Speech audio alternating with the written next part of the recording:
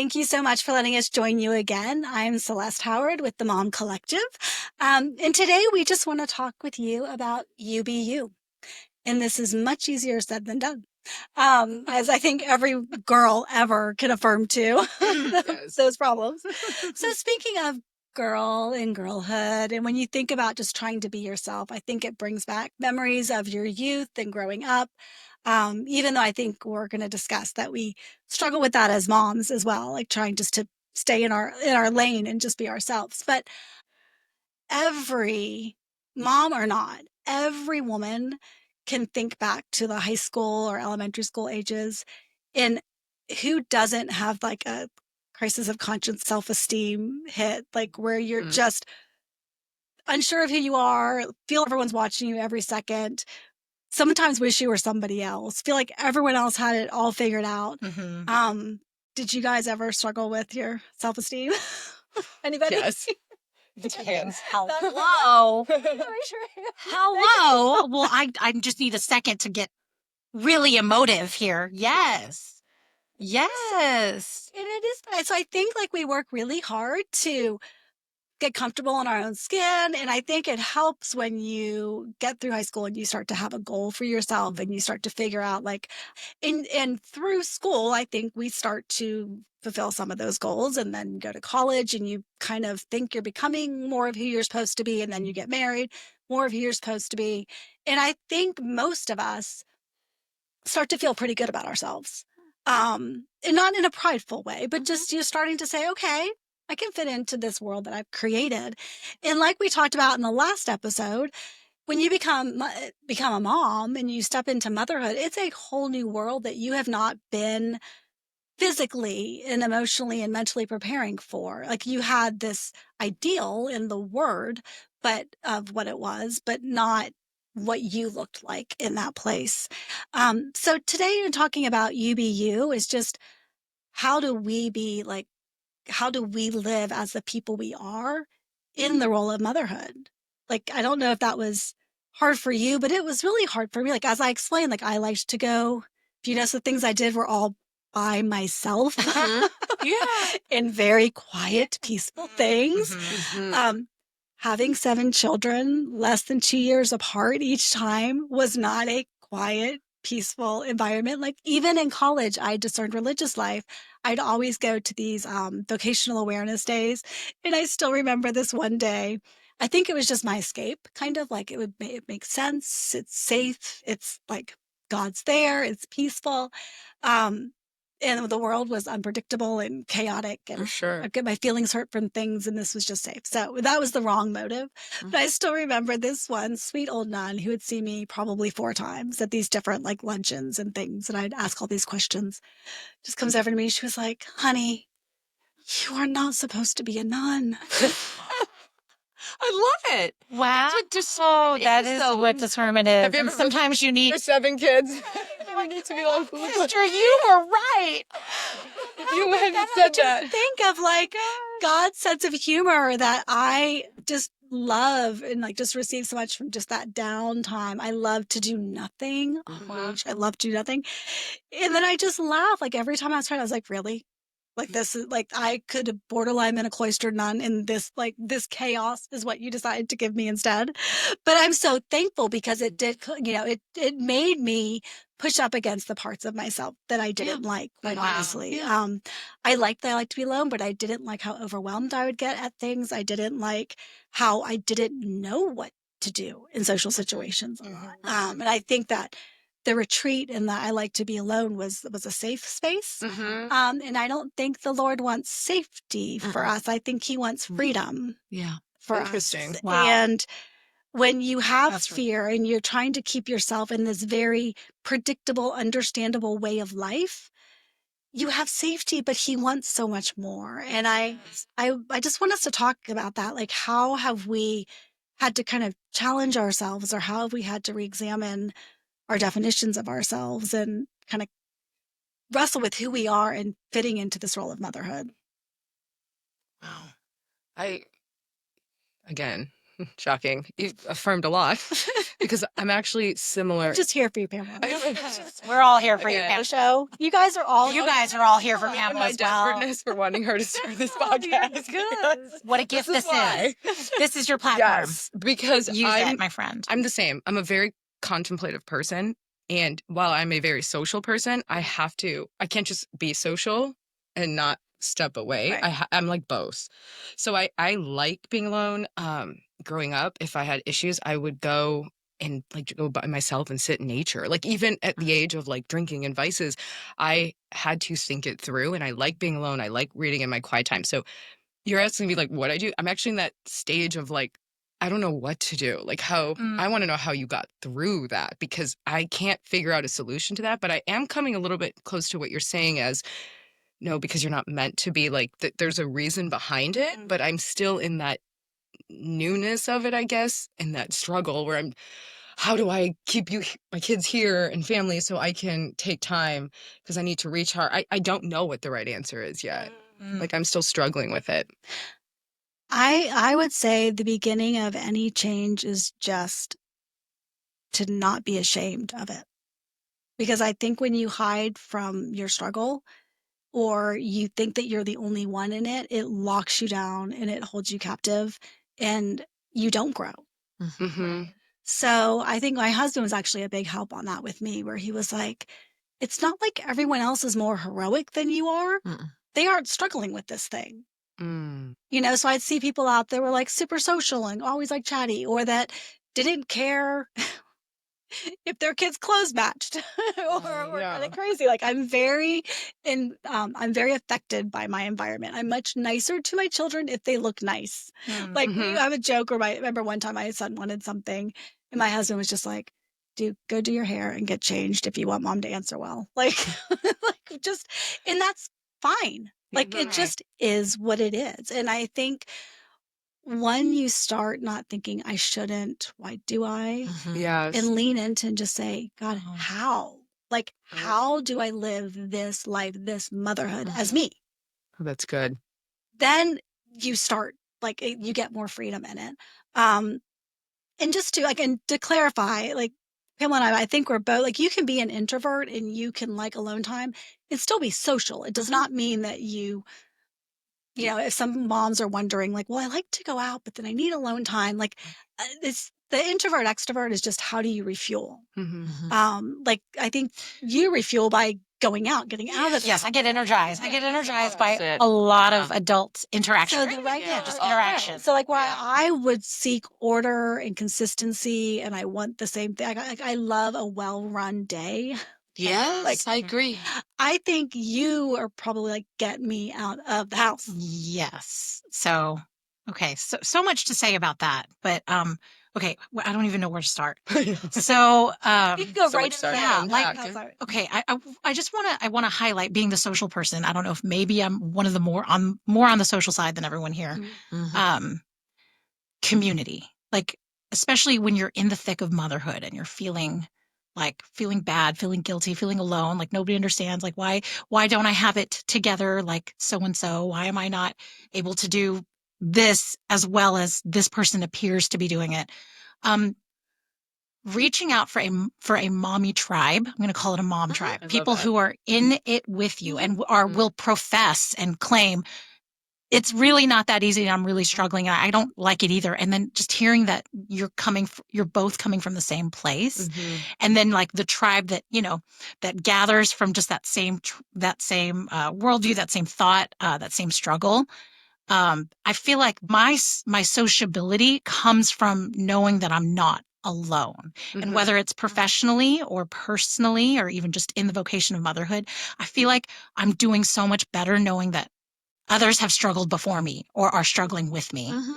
And everybody's struggle's different. And everyone's struggle is different. And that's good. Yeah. That's fine. Yes. If we all had the same struggles, it would be easy. But yeah. It's so much harder. Like we say this, but when you're in it, it's so much harder to like separate the two. Right. Right. Yeah. What do you mean? Like how you're saying everyone struggles and everyone struggles different, and we're like, yes, yeah. I mean, it's true, but like, yeah. But then in 2 days from now, I'll be sitting in church and my son will be acting possessed. And I look over and I see the family of 8 and boys everybody's too. just like so angelic, Just and perfect. angelic.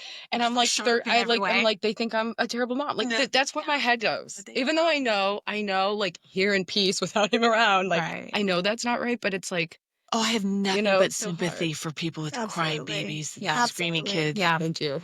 I have, it's a mixture of sympathy and amusement Because because you're like, been there, done that, right? and you'll get there. You will. And I think, especially in a church, most people are going to have nothing but sympathy for you. And if they don't, That's kind of their problem. yeah. I'm sorry. It is. And it's funny Yeah. because you said church, and I use the church example, but in church, it almost bothers me more.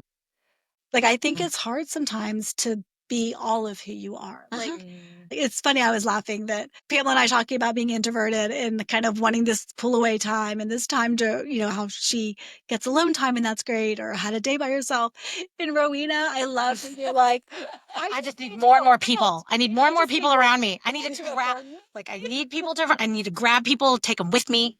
I need to be surrounded always. Every time I listen to you talk, it exhausts me, by the way. Absolutely exhausts me. So excited. So excited. And I just think that it's hard if you look at the best of playlist from everybody. Like, we don't live in a traditional, real, live neighborhood we know all our neighbors. We've been on the same block with our cousins and this and that. Or I think of like movies you watch where, people know the person on every street, or a lot of the movies like Jesus time frame, which like I know I'm jumping back thousands of years now, but like you knew everybody on the street, and like you see their laundry out front, and you see the trash, so you know what they ate, like everything. You don't just know what they showed up to do and how they want to present themselves. And I think today we talk about Or like the highlight reel. Yeah, I was just gonna say that post. That's another reason like why we want to be here for you. Like, we want to talk about these things because this is not a unique struggle. It's personal and it's very necessary, but it's something it's a rite of passage. Everyone goes through it. And we continue. Like,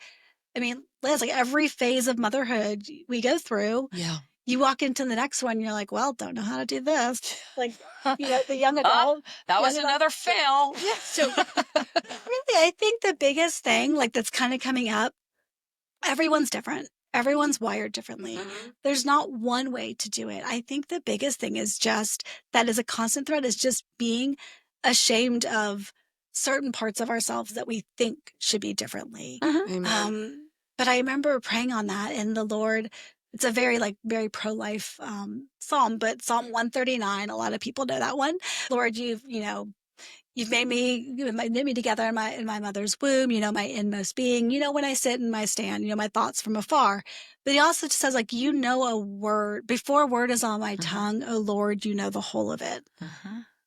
The fact that he knows what we're going to say before we say it, that he knows what we're thinking before the thought truly comes to us, means that our thoughts, our words are what they're supposed to be. Yeah. Wow. He's not surprised by them. We might try to pretend that they aren't there, try to wish them away, but he intends us to be as we are. So I really continually, I am much older than y'all are, but like we're more similar, Liz and I, but I still struggle with that, unfortunately, wanting to write my own script, wanting to write my own character, analysis. But I remember the Lord just showing me, like, if I wanted to not, struggle in a social situation or not get easily overwhelmed by all the noise sometime, well, then that's the flip side of the fact that I am incredibly perceptive.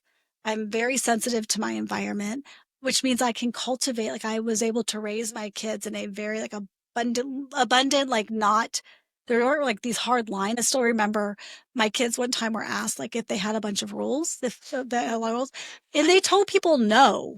Oh, wow. Okay, if you know What a my family, testament. we homeschooled. It was Christian music only until they got to high school. No one got a phone until they're 16. Remember, doesn't They Flip couldn't- even check like the lyrics to songs that they're like, listening to? listening to Right. music, and we Right. literally will pull up the lyrics. This is really embarrassing for them. And if they like were fighting to listen to a song, and we'll just read it like monotone at the dinner table, all of the lyrics to them. Can you imagine? No. I might steal this. I know. That's a good. That's a good. I just kind of sing along. You kind of just sing along. Just to be intentional. So, but like, I would Yes. have to like, are you like, yes, you may wish that you didn't need to always get out of the house and work stir crazy. You might wish that you were more present to your kids. I mean, the list goes on, but realized there's a flip side to all of them. Lord, take this from me, but then the whole picture, are you willing to sacrifice your intentionality with your kids and the fact that you're really present? So if you have a hard time getting out the door and being on time, it's probably because you didn't plan 5 steps ahead.